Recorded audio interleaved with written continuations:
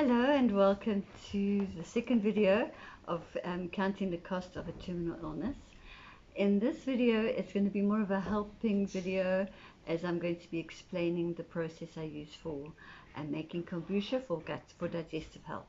So to begin with, we're starting with this background. Then I'm going to pause it and we're going to go through to the kitchen for the second half of the video. Please, we hold thumbs that this works, because I'm not an editor. This is done on a phone, so please bear with us, and I hope that and pray that there is something that can help you in this video. Kombucha advocates say that kombucha helps your digestion, rids your body of toxins, and it boosts your energy. I can attest to that as well. It does do those things. Kombucha bacteria includes lactic acid, which works as a probiotic. So I do use it as a probiotic on a daily basis. And it also does contain a healthy dose of vitamin B, which is, as we know, very important for all our bodies. So, hi, my name is Sue, and I was diagnosed with multiple myeloma in 2018, 1 year after my L3 collapsed and I was almost paralyzed. I document my journey through living with this diagnosis and using healthy eating habits, herbs and supplements, medical help, and spiritual practices. I'm so grateful that you've chosen to follow along with this journey with me. I post once a week, every week, on a Sunday. So the cost. Having a healthy digestive system goes a long way in helping our bodies to remove the toxins. And when we've got a terminal illness or a chronic illness, helping our bodies to get rid of what is no longer useful, that's a bonus and a plus. So my most valued benefit and why I do take kombucha is that it works as a probiotic. My digestion took a knock when I had radiation, end of 2020, beginning of 2021. And also now, at least once a year since 2020, since I had those two breaks, the neck and the back, I've needed, unfortunately, to have a dose of prednisone. And it's normally a once-off, it's normally a heavy dose for 5 days, and then it lowers my inflammation markers, and I'm then able to continue with my more natural healing process. But those two things, the radiation from 2 years ago and the prednisone, they play havoc with the stomach and the digestive system. So I do have a stomach ulcer, and these probiotics really do help to keep my digestive system working and to keep the ulcer at bay. So it doesn't play a huge role in my life, and it normally only flares up after I've had the prednisone. So this is why this has become important, because I had to have prednisone about a month ago when I was having that health crisis. That's it. Fermented products in general are really good for the microbiome of our body and for gut health. The fermentation does make probiotics, which help with diarrhea. It also helps with, if you're constipated, it helps regulate that kind of thing, because the probiotics are doing their job at digesting the food and breaking down the food that you've eaten so that it can be removed from your body, and with it take out the toxins. It also helps with things like IBS, and they do also strengthen or help strengthen the immune system, because of keeping the toxicities out of your digestive system, which is where most of our toxins stay, mainly because of the food. And if our food is there and it's breaking down but not being expelled, it does start causing issues with our bodies. So to buy kombucha works out very expensive. I was doing it for a while, but I couldn't keep it up. So I was doing the kombucha and the kefir, but I was buying it in, and it was just financially not sustainable. So there's a company called Sprouted. They are up in Changa area, and she is wonderful. She does a whole lot of um, fermented dishes or things, but she also supplies starter kits. And so I got a kombucha starter kit from her, and it came with a 3 liter bottle, it came with instructions, and I was able to WhatsApp her and with all my questions, and she was just so amazingly helpful. So now within a few months I have got a really good healthy kombucha. I've got a lot of scobies um, on the side because they do keep growing. So anyone in the Durban area who's looking to start their own kefir, please give me a shout. My WhatsApp number will be in the description below, and you are welcome to come and collect one, and I will also tell you what I've been doing. Or if you don't want to, because I'm happy to give them away free. Honestly, they grow like little babies. But if you would rather start with the full kit, I will leave Sprouted Debbie's process details. I'll leave those below as well. Okay, so that's enough umming and ahhing. Forgive me for that. Now, there are also some risks with kombucha, so it is made very clear in the instructions, and what Debbie told me is everything must be clean. So the bottle is sterilized with boiling water, my hands are washed, the instruments I do use stainless steel, which is not ideal. I know you're supposed to rather use a glass or something like that, but I use the stainless steel because it's the one I can sterilize correctly with boiling water. And so everything gets sterilized, hands get washed, I make sure my work surface is clean, etc. And then I know that what I'm doing is I've done the best to my ability. Because if you don't do that, what happens is with the good bacteria, if bad bacteria gets in, or it could also get a fungus attached to it, and then unfortunately that whole lot needs to be thrown out and you need to start again. So we just try and prevent that from the very beginning. The other thing is, and here forgive me, I may get the terms a bit wrong, but I do believe it's because you can't have too much lactic acid. I think it does have a build-up, which then can become, what's that word? Let's just say bad for you. It can do more harm than good.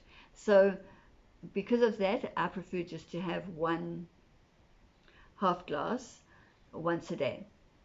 And I normally have it half an hour before a meal, because I find if I take it after the meal, it doesn't seem to work, and I actually feel quite bloated. It could just be me, and it could just be because of my bad digestive system. But half an hour before a meal, I just find then by the time I eat, it's wonderful. I'm hungry. I'm able to eat my food properly. There's no pain in the stomach.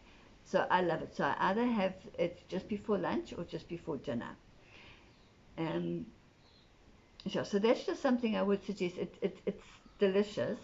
So you know, some people will drink it like a soda, and I'm just a bit worried about that because it can have, you know, like too much of anything of a good thing can become bad. The basic ingredients of a kombucha are the SCOBY, which is what the other word is the mother, but they always use SCOBY. SCOBY means symbiotic culture of bacteria and yeast. So this is the fermentation starter that kicks off the kombucha fermentation. Then the other ingredients are sugar and tea. Now the sugar, again, because of the SCOBY, the yeast in the SCOBY eats the sugar and changes it to CO2 and ethanol, but it's slightly alcoholic, but it's not alcoholic, if you know what I mean. It's not going to suddenly make you drunk. It's not that kind of, it's more medicinal, if you like. If you want to know more about that, you can let me know. I can give you a couple of websites to look at. that, or even Deborah's website, which is fantastic. She explains everything so well. And then the tea, most people use a black tea. I prefer using a green tea, just so that I can also get the benefits of the green tea, which is sorry, oh, I've lost my place then. But anyway, the green tea also, I think, has got extra antioxidants, etc. Can't find where I wrote that, but I don't want to be looking through this for too long. I've got my notes below because there's no way I can remember all this. So now, the first 10 minutes, I've explained the process, I've explained the pros and cons. So we will be moving through to the kitchen. Now I'm going to pause the video, move the stuff through, and then from that side, my friend Abigail, she's going to be helping me with the heavy lifting, and myself, we're going to be at the table in the kitchen. But the focus is not going to be on us, it's going to be on the table. So you'll just see our hands and our bodies. So I really hope this works, and I'm thanking you in advance just for your patience with this move over. Thank you. Right, welcome to the kitchen part of this video. This here is the kombucha that has been doing its thing for the last 8 days. And as you can see, if you look at the SCOBY just underneath, you see all these bubbles. That shows you it's so beautifully active and it's done its job. See, there's some big bubbles on that side. All of these little things here, those are all the scobies, but they form in layers every week, and so there's nothing wrong. This is good, this is healthy. Okay, so we take the cover off. We use a muslin cloth to keep off any flies, fruit flies especially, because if you use netting, the fruit flies can still get in. And using a metal top, there's no room to breathe, so it has to breathe as well. So over here, I'm going to be putting the SCOBY into this container while we decant the kombucha from here. I'm going to be using metal. As I said, these have been sterilized with hot water, and we just remove these beautiful scobies. Oh, you can see that? It's a bit of a messy one, but that's just because they've joined in one section. Anyway, doesn't matter, it does its job. And then we take, oh, my friend, would you get me the silver ladle? Yeah. So we need about 300 mils of the, thank you, of the kombucha to add to the SCOBY, because this will be a good starter for the next bottle that we will be starting straight away. Right now, my friend Abigail is here because she helps me with the heavy lifting. So what we do, she's just going to, she lifts into the bottles. I just use sterilized coffee jars, and you can see there she goes. I'm going to put this here, and then she's going to pour. She's helping with the heavy lifting. And you'll see we fill it up quite full, and that's just to make sure that the process continues. A little bit more, Mala? Yeah, perfect. And then the next one. There we go. Now this one, I can see there's a little SCOBY still starting, but that's fine. It can go in, there's nothing wrong with it. And then, yeah, this one's a bit more cloudy, but that's because it's got all the fermentation from the bottom, and it's not a problem at all. Now there's 3 things I can do. These ones, I'm not going to put any fruit in. Thank you, my love. I'm just going to leave, that can go over that side, and then you're going to help me with this one. We're not going to put any fruit in because I just want a plain one this time. And of course this was with green tea, and I get so much, it's wonderful, and it really does help with the stomach. Okay, so this one, it's still slightly warm. It should really be room temperature, but we're going to try it anyway. We'll just see what happens. One is there? Yes, please, love. Thank you. So let's just see, and then we need to lift up. Yes. Okay, we put the SCOBY back in. Oops, there you go, darling. She's gorgeous. She's messy, but then I'm messy, so that's it. And then can we lift all these? Yeah, take that out. Yes, please, that goes into there. And then that's awesome. And then we take, thank you, a fresh piece of muslin, cover it, and then we use the string. I've kind of like left it as the same string, and I'll just put it over, and now here we go. It'll have 8 days, and the process starts again. Well, there we go. So that's the process, and of course I tried to pause. It didn't work, it was switched off, so we're going to see what happens with this video. But I am videoing this, recording this just before lunch, and so here's my kombucha, the last from the fridge, because the new lot will start tomorrow, and I wanted to say bon appetit. Oh, it's delicious. It's so refreshing. I really do enjoy it. And you'll soon know if it's too sour. You know, it's like drinking vinegar, and you know, okay, fine. This lot I don't drink on a daily basis. This lot I turn into a kombucha vinegar, and we make something else from it, or we use it in cooking or salads or whatever else, and which also then makes a healthy vinegar. So having said all that, and if you've made it to the end of this video, I am so grateful. It really does help. The more of the video you watch, the more viewing time there is, the more the algorithm for YouTube changes. And I really do want to try and grow the audience, because the more I grow the audience, the more people who are interested in this kind of content will see it. And if you can share it and like it and subscribe to the channel, all of those things really do help grow. And I'm sitting at 48 followers at the moment, so a very small channel.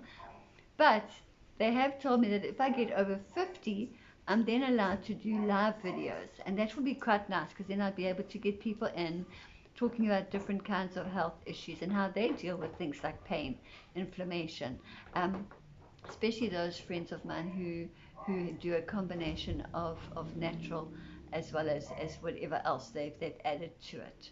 Like another friend of mine does Ayurveda and so on. So having said all that, again, I say thank you if you stay till the end of this video, and may you have an absolute blessed week. Lots of love.